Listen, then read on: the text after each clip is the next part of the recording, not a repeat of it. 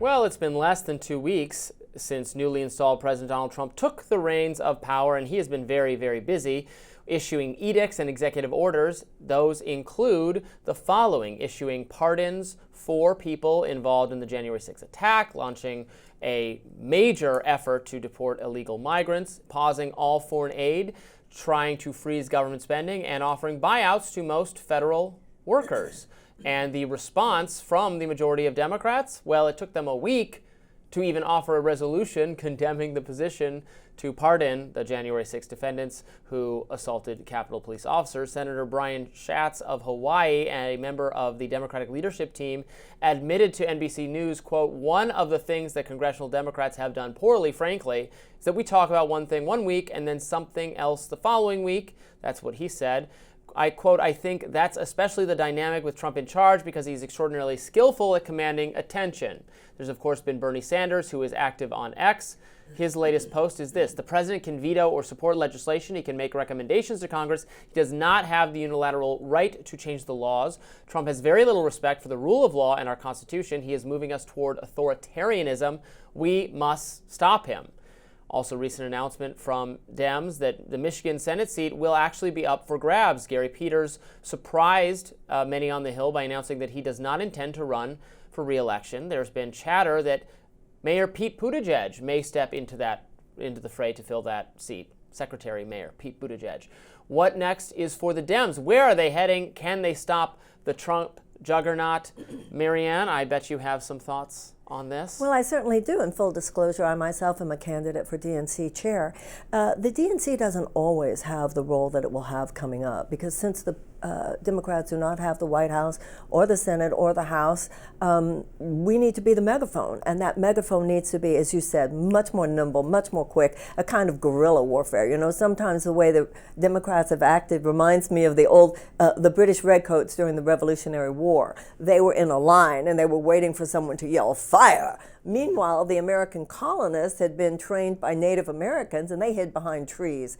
Democrats are going to have to change our entire paradigm if we're going to be able to go toe-to-toe with this president, which is what the reformers in the Democratic Party want to see, and what I would certainly represent, because, as you said, we were way too slow. We gotta be on it. The DNC needs to become an entire communications network that is on it hour by hour. Trump knows what he's doing. It's a shock and awe. He wants to just confuse and cause so much chaos that nobody even knows how to respond. I would, however. And yeah, Democrats do not seem like they know what they're doing, or that they were even prepared for this. And despite having, apocalyptic warnings about the kind of president Donald Trump would be, now they're like, oh well, we'll wait until maybe it's our turn again.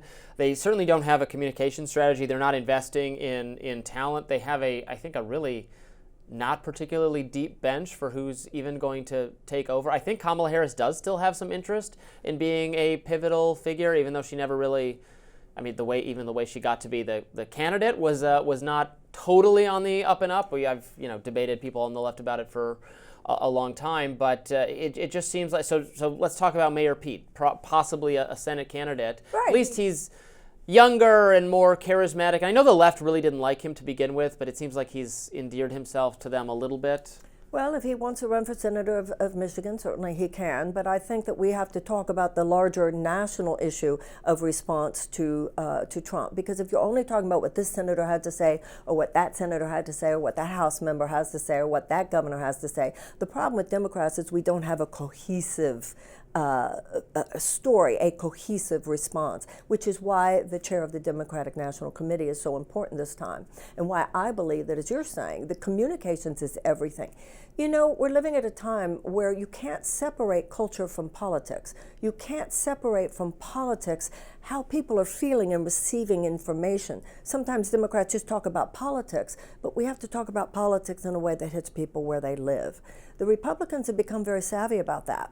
And Democrats need to become very savvy about that. And that's really the next stage of the Democratic success story. We have to burst out of this old-fashioned box we're in. Well, we will discuss this particular policy. It will take time to move through the House. Meanwhile, at this time, what Democrats feel with all these executive orders, the blanket pardons, for instance, the halting of federal aid, people are panicked. People are scared. People are traumatized on our side.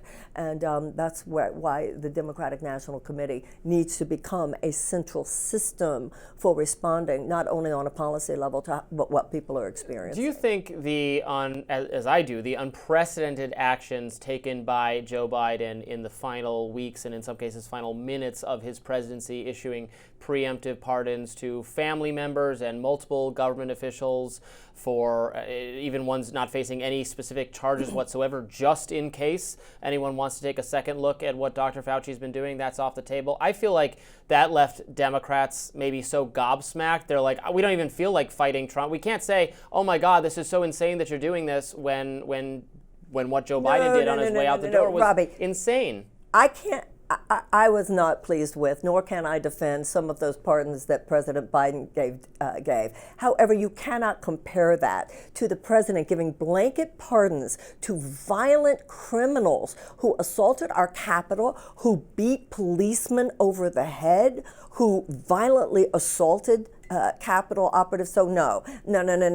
You cannot compare those two things. By giving those blanket pardons, I think a lot of Americans would have been, okay, if you want to pardon some of the people who've been there for a while on lesser charges. But these people had gone through the legal system, they'd gone through the judicial system, juries had convicted them, they had been sentenced, some to like 22 years for seditious conspiracy, and President Trump... I mean, those are the ones I wish they had muted, because that is a crazy amount of time period. So how can you compare that to the President Biden? Well, look, I like you, I do not agree with the policy of blanket pardons or commutations from everyone involved. I think, now I tend to think sentences in a lot of cases are too lengthy anyway, because I am a supporter of criminal justice reform. I would have done it on a case-by-case basis, as they said they were going to do, instead of the blanket. So I don't disagree with you on that. But, you know, I mean, I've said this before, it's not unfamiliar to our viewers. I think the potential criminal wrongdoing of, in particular, Dr. Fauci, if it is true, as now the CIA even believes, that COVID was a lab leak, potentially done because of research our government funded and that he was the main advocate for, and some people say he has misled Congress about, that starts to be some pretty serious negligence and liability that he is shielded from. The pardon goes straight to 2014, the year of the gain of function pause. It's not his entire time in service. It's not just COVID. Yeah. So that was the one more than any others that made me go, how dare you. I look at that one as similar to Gerald Ford pardoning Nixon. It stopped the wheels of justice, and it left the American people. You know, justice has an ameliorative effect psychologically. Yes. It brings harmony, it brings closure, and you have to allow the wheels of justice to turn. So, and you can have mercy, but we need admission of guilt so we can understand. And then there can be forgiveness and mercy or compassion or whatever takes place. But people want to know how this horrible thing happened. I think within the next few years, I don't think we're really ready for it yet, but I think within the next few years there will be some serious reckoning, questioning congressional hearings, what actually happened during COVID. And I think you're probably correct that cutting off any chance I think they could still subpoena Fauci. Well, honestly, now they might be able to ask him questions that he can't plead the fifth to because he's not facing any... It's going to be interesting to see. Listen, we need an ethical revolution in this country.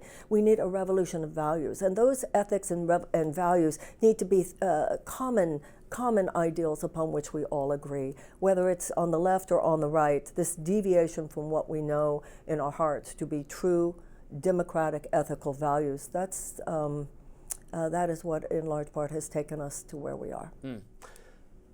All right, we'll be back with more Rising in just a minute. Stay tuned.